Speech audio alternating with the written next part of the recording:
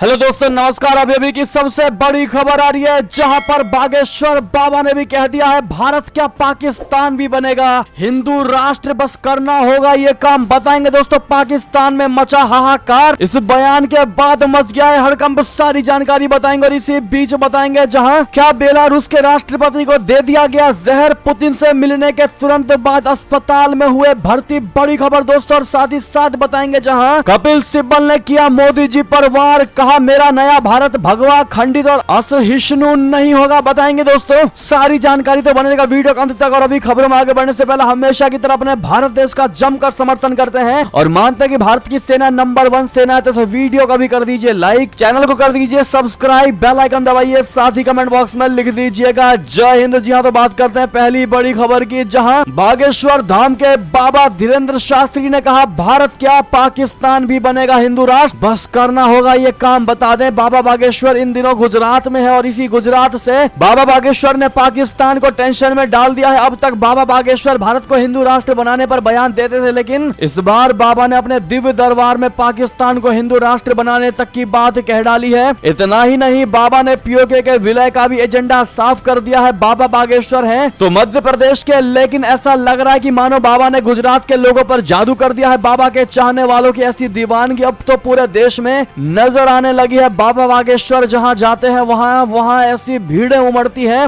जिसको कोई भी देखकर चौंक जाएगा। दिव्य भीड़ नजर आती है। बाबा जहां जहां जाते हैं वहां ठीक इसी अंदाज में भक्तों का सैलाब उनके स्वागत में उमड़ पड़ता है। जी हां, जब बात बाबा के दिव्य दरबार की हो तो ऐसा लगता है कि लोग खुद को उनके दरबार में जाने से रोक नहीं पाते हैं। बाबा बागेश्वर का मानना है कि वो हिंदुओं को जगाना चाहते हैं। बाबा बागेश्वर हिंदू राष्ट्र बनाने का संकल्प लेते हैं और भक्तों को सौगंध भी दिलाते हैं। लेकिन दोस्तों, आपको हम इनके बारे में यह खबर इसीलिए बता रहे हैं क्योंकि इस बार बाबा बागेश्वर गुजरात के सूरत में है, लेकिन उन्होंने इस बार अपने दरबार में न सिर्फ हिंदू राष्ट्र का संकल्प लिया बल्कि पाकिस्तान को भी टेंशन में लाकर खड़ा कर दिया। जी हां, दरअसल बाबा बागेश्वर गुजरात के अलग अलग शहरों में अपना दिव्य दरबार लगा रहे हैं। शुरुआत उन्होंने सूरत से की और पहले दिन ही उन्होंने अपने प्रवचन के दौरान एक बयान देकर पाकिस्तान में खलबली मचा दी। पंडित धीरेन्द्र शास्त्री ने कहा कि मेरे बागेश्वर धाम के पागलों, एक बात मेरी जिंदगी में याद रखना, जिस दिन गुजरात के लोग इसी तरह असंगठित हो जाएंगे उस दिन भारत क्या हम पाकिस्तान को भी हिंदू राष्ट्र बना डालेंगे। जी हाँ, इतना ही नहीं, बाबा सिर्फ पाकिस्तान को ही हिंदू राष्ट्र नहीं बनाना चाहते, उन्होंने पाकिस्तान अधिकृत कश्मीर को लेकर भी अभियान छेड़ दिया है। बाबा ने कहा है कि पाकिस्तान अधिकृत कश्मीर को राम और हिंदुस्तान की जरूरत है, क्योंकि पाकिस्तान से तो पीओके संभाला नहीं जा रहा। हिंदू राष्ट्र को लेकर बाबा ने कई बार ये सफाई भी दी है और ये बताया भी है कि वे ना तो किसी पंथ के विरोधी है और ना ही किसी मजहब के, उनका किसी से विरोध भी नहीं है, लेकिन हाँ वे सनातन के कट्टर है। ऐसे में दोस्तों, इन्होंने जो ये बयान दिया है कि भारत तो बनेगा ही बनेगा,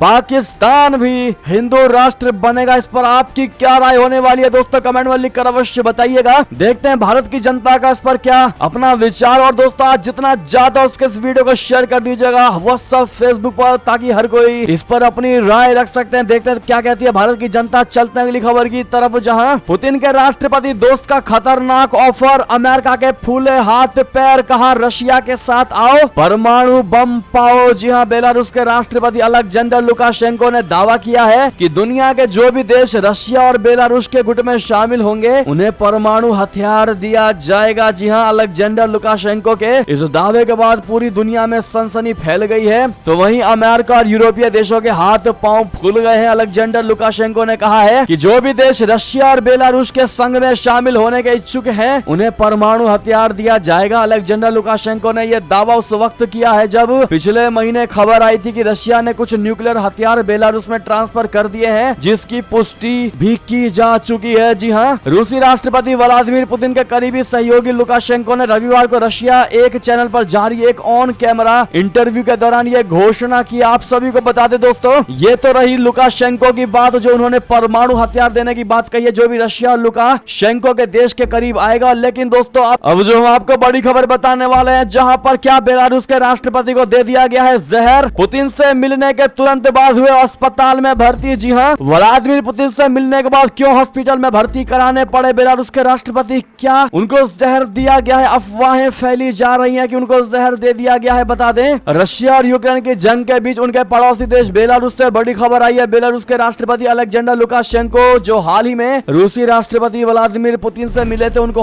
हॉस्पिटल में भर्ती करना पड़ा है। बेलारूस के विपक्षी नेता के हवाले से न्यूज वीक ने यह जानकारी दी है। बताया जा रहा है कि अलेक्जेंडर लुकाशेंको की जान पर बनाई है। बेलारूस के कई लोगों का तो यह भी दावा है कि उनको रशिया में जहर दे दिया गया था, जिसके बाद उनकी हालत गंभीर हो गई है और उन्हें मॉस्को स्थित सेंट्रल क्लिनिक हॉस्पिटल ले जाया गया। अमेरिकी साप्ताहिक समाचार पत्रिका न्यूज वीक की रिपोर्ट के मुताबिक ये घटना अलेक्जेंडर लुकाशेंको और उनके रूसी समकक्ष व्लादिमीर पुतिन की उस मुलाकात के बाद की है, जब पुतिन ने यह फैसला किया था कि वे बेलारूस में परमाणु हथियार तैनात करेंगे। तब अलेक्जेंडर लुकाशेंको ने भी रूसी परमाणु हथियार अपने यहाँ तैनात किए जाने की हामी भरी थी। बेलारूस में 2020 के राष्ट्रपति पद के उम्मीदवार रहे वालेरी तसेपल्को ने एक टेलीग्राम पोस्ट में यह दावा करते हुए कहा है कि हमें पता चला है कि लुकाशेंको की पुतिन के साथ दरवाजों के पीछे एक बैठक हुई थी, जिसके बाद लुकाशेंको को तत्काल मॉस्को स्थित सेंट्रल क्लिनिक हॉस्पिटल लेकर जाया गया और वे अभी भी वहीं हैं। वालेरी ने कहा कि डॉक्टरों द्वारा लुकाशेंको की हालत गंभीर बताए जाने पर उनकी रिकवरी के लिए रशिया के सबसे अच्छे विशेषज्ञों को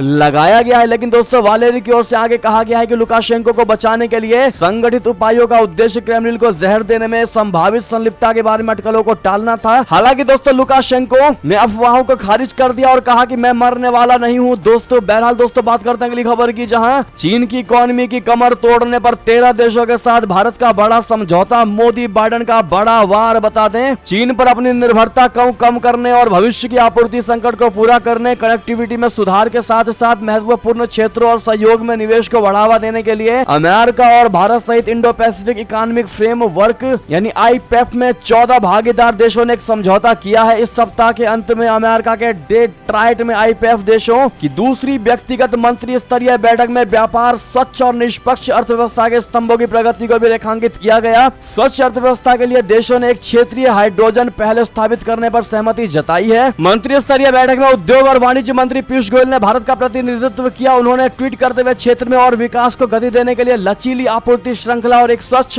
और निष्पक्ष अर्थव्यवस्था के निर्माण के प्रति भारत की प्रतिबद्धता को दोहराया है। साथ ही साथ एक और खबर बता दें, जहां तुर्की में एक बार फिर एर्दोगन ने जीता चुनाव, लगातार 11वीं बार बने राष्ट्रपति। जी हां, तुर्की में एक बार फिर रेसेप तैयप एर्दोगन ने राष्ट्रपति चुनाव जीत लिया है। विपक्षी नेता कमाल कलचादारू को हराकर उन्होंने 11वीं बार राष्ट्रपति का चुनाव जीता है। चुनाव के दूसरे राउंड रन ऑफ में एर्दोगन ने बहुमत हासिल किया है, तो वहीं कमाल कलचादारू को हार का सामना करना पड़ा। इसी के साथ एर्दोगन की एक बार फिर वापसी हो चुकी है। मीडिया रिपोर्ट के मुताबिक इस राउंड में एर्दोगन को 52% वोट मिले हैं, जबकि कलचादारू को 48% वोट मिले हैं। चलते अगली खबर की तरफ, जहां अब अमेरिका हुआ कंगाल, रोकी पाकिस्तान को दी जाने वाली ये मदद, शहबाज सरकार को एक और तगड़ा झटका। जी हां, दुनिया की सबसे बड़ी इकोनॉमी वाला देश अमेरिका इन दिनों खुद दिवालिया होने की कगार पर खड़ा है। उसका सरकारी खजाना 6 साल में सबसे निचले स्तर पर पहुंच चुका है। वहां की सरकार कर्ज संकट में जूझ रही है। रकम की किल्लत के चलते अब अमेरिका ने पाकिस्तान को दी जाने वाली वित्तीय मदद को रोक दिया है। अमेरिका में रिपब्लिकन पार्टी के सांसद मार्जोरी टेलर ग्रीन ने बताया है कि अपने देश को संकट से उबारने के लिए अमेरिका के रोग नियंत्रण और रोकथाम केंद्र यानी CDC ने अब गरीब देशों को दी जाने वाली आर्थिक मदद रोकने का फैसला कर लिया है। इन देशों में पाकिस्तान प्रमुख है। पाकिस्तान पहले से ही सबसे गंभीर आर्थिक संकट का सामना कर रहा है। ऐसे में अमेरिकी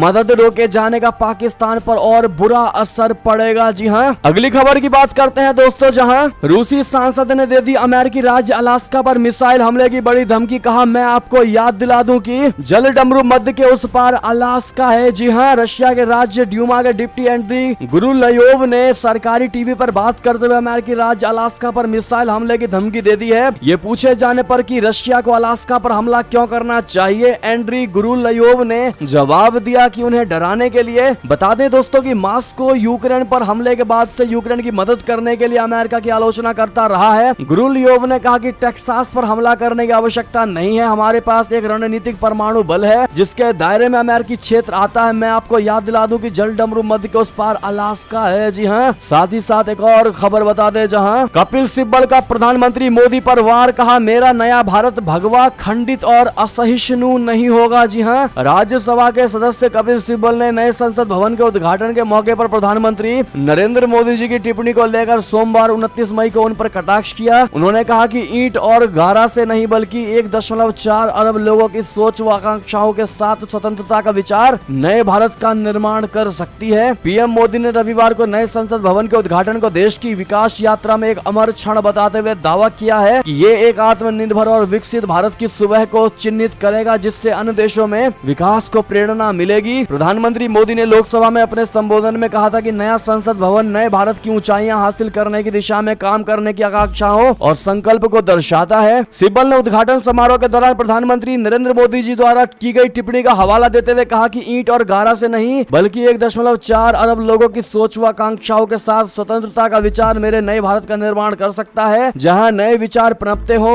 और हर तरह के रंग बिखरते हो, ना जो कि भगवा खंडित और असहिष्णु हो। यानी उन्होंने एक तरीके से प्रधानमंत्री नरेंद्र मोदी जी पर करारा वार किया है बातों के सियाने से। बहरहाल आपकी इस पर जो भी राय हो दोस्तों, आप क्या जवाब देना चाहेंगे कमेंट में लिखकर अवश्य बताइएगा। और साथ ही साथ ये थी अभी की सारी बड़ी खबरें। आपको हमारी खबर कैसी लगी? आशा करता हूँ बहुत अच्छी लगी होगी। थोड़ी भी अच्छी लगे तो दोस्तों इस वीडियो को अपने दोस्तों में, भाइयों में, बहनों में शेयर जरूर कर दीजिएगा, व्हाट्सएप फेसबुक के माध्यम से। और वीडियो को लाइक करके, चैनल को सब्सक्राइब करके, बेल आइकन दबा के कमेंट में जय हिंद जय भारत जरूर कहिएगा। और यहाँ तक बने रहने के लिए आप सभी का बहुत बहुत धन्यवाद।